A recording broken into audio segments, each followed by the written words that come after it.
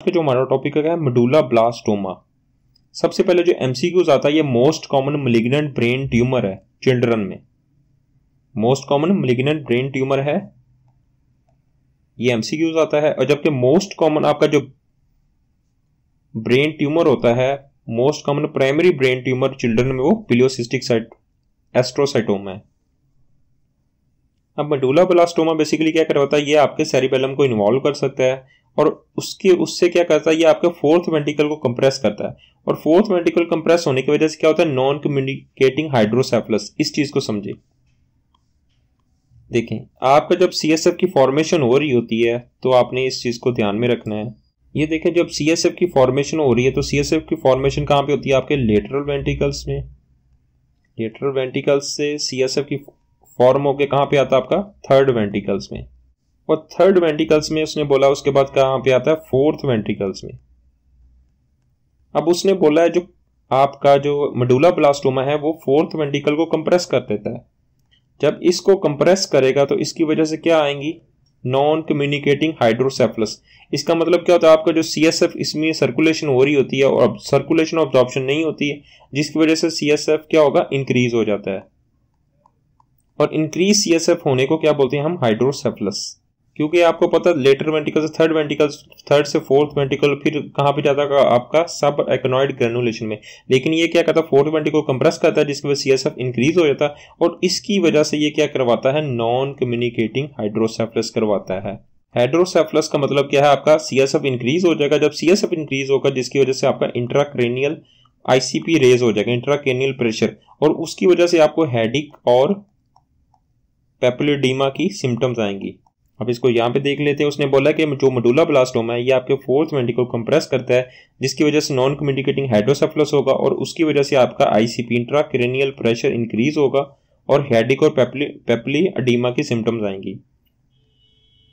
अब उसने कहा कि जो मेडुला ब्लास्टोमा है आपके जो सेरिबेलम की वर्मिस है उसको इन्वॉल्व करता है। देखें, ये आपका सेरिबेलम की एनाटॉमी मैंने बहुत डिटेल में बता दी हुई है।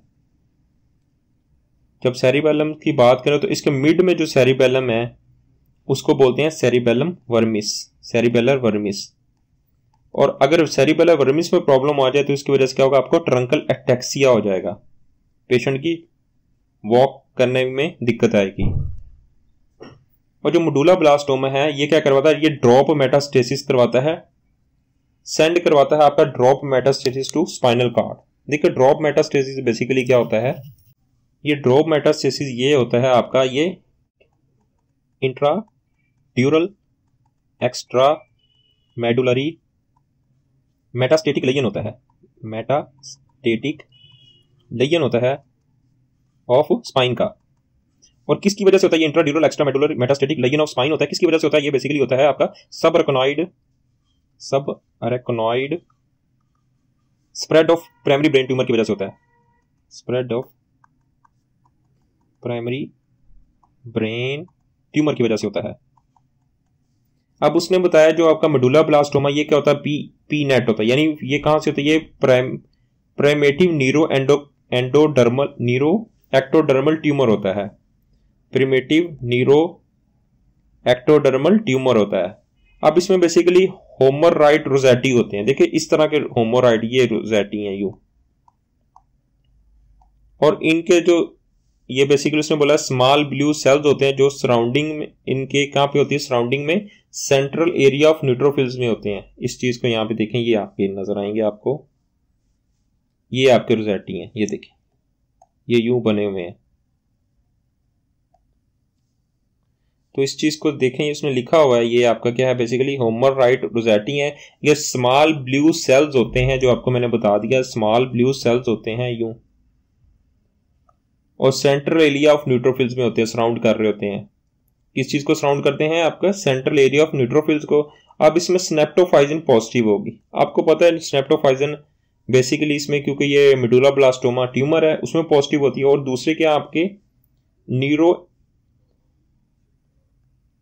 एक्टोडर्मल जो ट्यूमर्स होते हैं, या नीरो एंडोक्राइन ट्यूमर, उसमें भी आपकी स्नेप्टोफाइजिन पॉजिटिव होती है।